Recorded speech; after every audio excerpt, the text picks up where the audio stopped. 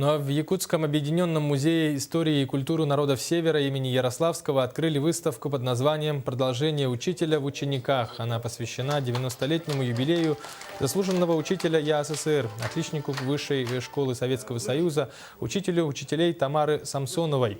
Она автор комплекса программ по русскому языку для якутских школ, детских садов, учебных пособий для студентов, а также 90 научных работ.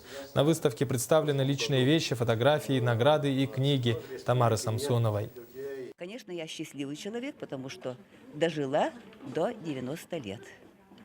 И я думаю, вот то, что я вот такого возраста, знаете ли, достигла, ну, получилось. Это благодаря тому, что, наверное, творческий труд постоянный, он, конечно, никак не давал мне покоя. И я, конечно, работала.